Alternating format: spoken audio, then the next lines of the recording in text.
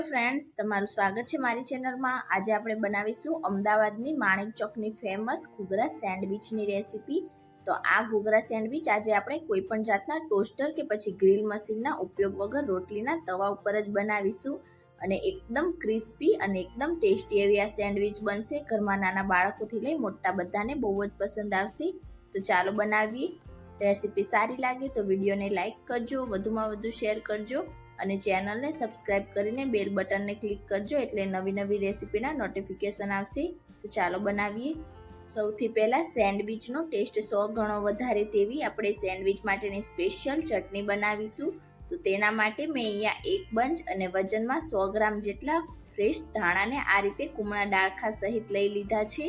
તો ધાણાને તમારે પહેલાં સારી રીતે વોશ કરી લેવાના છે અને આ ધાણાને તમારે ડાળખા સહિત જ યુઝ કરવાનો છે।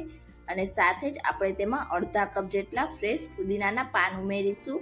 તો આ ચટણીમાં ફુદીનાના પાન આવે છે તો તમારે બિલકુલ પણ સ્કીપ નથી કરવાના। ફુદીનાના પાન અને લીમડાના પાનથી આ ચટણીનો ટેસ્ટ એકદમ સરસ એવો લાગશે।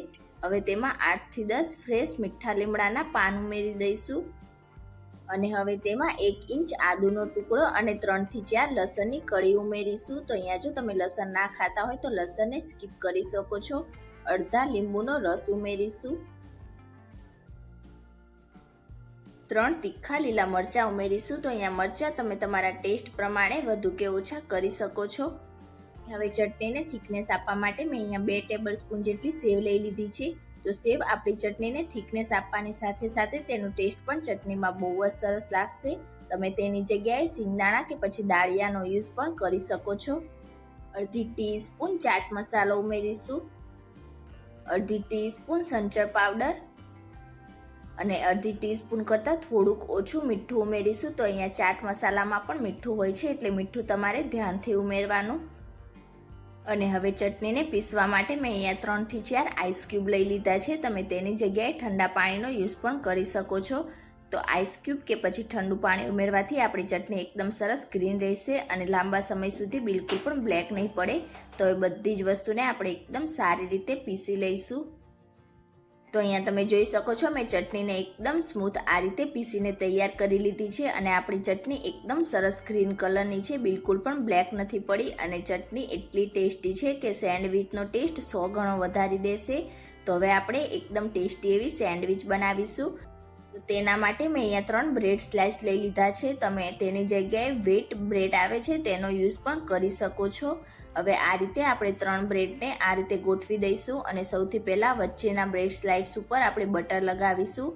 તો આ રીતે બટર લગાવીને ત્યાર પછી આપણે ચટણી લગાવીશું એટલે આપણા બ્રેડ સ્લાઇડ્સ બિલકુલ પણ સોફ્ટ નહીં થાય અને બટરથી આપણી સેન્ડવિચનો ટેસ્ટ પણ 100 ગણો વધી જશે।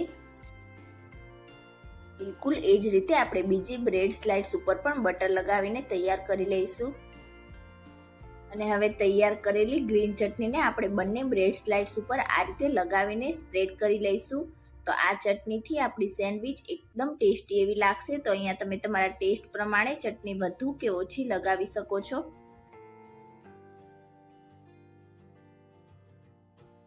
તો અહીંયા મેં બંને જ બ્રેડ સ્લાઇડ્સ ઉપર આ રીતે ચટણી લગાવીને તૈયાર કરી લીધી છે। હવે અહીંયા મેં એક મીડિયમ સાઇઝની ઝીણી કટ કરેલી ડુંગળી લીધી છે। તો ડુંગળીને આપણે આ રીતે બ્રેડના ઉપર રાખીશું અને આખી બ્રેડ ઉપર એકદમ સારી રીતે તેને ફેલાવી દઈશું અને બિલકુલ એ જ રીતે બીજી બ્રેડ ઉપર પણ આપણે ડુંગળી રાખીને તેને આખી બ્રેડ ઉપર ફેલાવીશું। અને હવે અહીંયા મેં એક ઝીણું કટ કરેલું કેપ્સિકમ લઈ લીધું છે। તો કેપ્સિકમને પણ આપણે ડુંગળીની જેમ જ બ્રેડની ઉપર રાખીને આખી બ્રેડ ઉપર ફેલાવી દઈશું। તો આ ઘૂઘરા સેન્ડવિચમાં ફક્ત ડુંગળી અને કેપ્સિકમનો યુઝ કરવામાં આવે છે। અને હવે ઉપરથી બંને બ્રેડ ઉપર આપણે થોડોક ચાટ મસાલો સ્પ્રિંકલ કરીશું। ચાટ મસાલાથી આપણી સેન્ડવિચનો ટેસ્ટ એકદમ સરસ એવો લાગશે। અને ત્યાર પછી થોડોક આપણે સંચળ પાવડર ઉમેરીશું। તો અહીંયા ચાટ મસાલામાં પણ મીઠું હોય છે એટલે તમારે સંચળ ધ્યાનથી ઉમેરવાનું અને થોડોક આપણે ફરીથી કાળા મરીનો પાવડર સ્પ્રિંકલ કરીશું।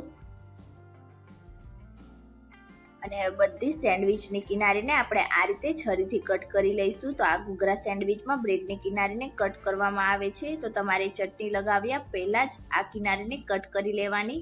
હું તમને બતાવવાનું ભૂલી ગઈ હતી એટલે અત્યારે કટ કરી રહી છું। તો બધી જ બ્રેડ સ્લાઇડ્સની કિનારીને કટ કરી લીધી છે. હવે જે લાસ્ટ બ્રેડ સ્લાઇડ્સ હતી તેના ઉપર પણ આપણે બટર અને ચટણી લગાવીને તૈયાર કરી લઈશું. અને હવે આવે છે સૌથી ઇમ્પોર્ટન્ટ વસ્તુ, તો એકદમ ચીઝી અને એકદમ લારી જેવી જ આપણી સેન્ડવિચ બનાવવા માટે આપણે આ રીતે ઉપરથી ચીઝ ખમણી લઈશું.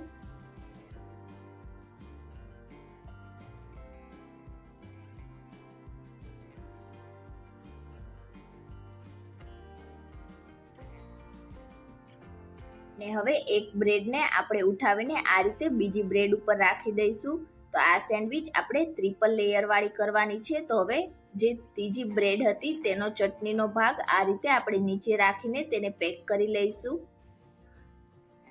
તો હવે સેન્ડવિચને શેક્યા પહેલા ફરીથી આપણે ઉપરથી થોડુંક બટર લગાવીશું.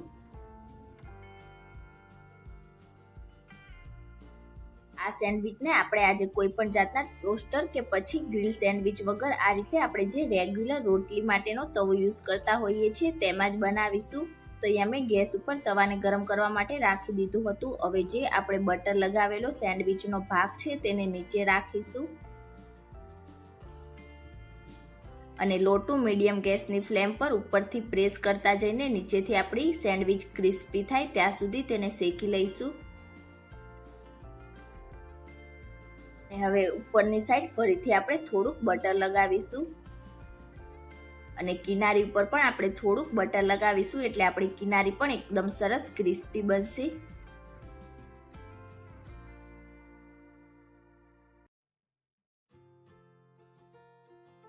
અને હવે આપણે સેન્ડવિચને પલટી દઈશું. તો તમે જોઈ શકો છો નીચેથી આપણી સેન્ડવિચ એકદમ સરસ એવી ક્રિસ્પી બનીને તૈયાર થઈ ગઈ છે. તો હવે બીજી સાઈડથી પણ આપણી સેન્ડવિચ આ રીતે ક્રિસ્પી થાય ત્યાં સુધી તેને શેકાવા દઈશું. તો અહીંયા તમે જોઈ શકો છો બંને સાઈડથી આપણી સેન્ડવિચ એકદમ સરસ એવી ક્રિસ્પી બનીને તૈયાર થઈ ગઈ છે. તો ગ્રીલ મશીન કે પછી ટોસ્ટરના યુઝ વગર આ રીતે રોટલીના તવા ઉપર પણ એકદમ સરસ એવી તમે સેન્ડવિચ બનાવીને તૈયાર કરી શકો છો. તો અહીંયા તમે જોઈ શકો છો બંને સાઈડથી આપણી સેન્ડવિચ એકદમ સરસ ક્રિસ્પી થઈ ગઈ છે. તો હવે ગેસની ફ્લેમ ઓફ કરી દઈશું. તો હવે સુપર ટેસ્ટી આ ચીઝી અને ક્રિસ્પી સેન્ડવિચને આપણે કટ કરીશું.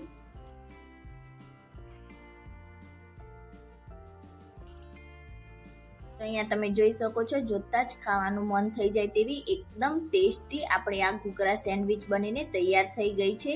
તો આ સેન્ડવિચને તમારે ગરમ ગરમ જ સર્વ કરવાની. સેન્ડવિચ ગરમ હોય ત્યારે ખાવામાં બહુ જ ટેસ્ટી એવી લાગશે.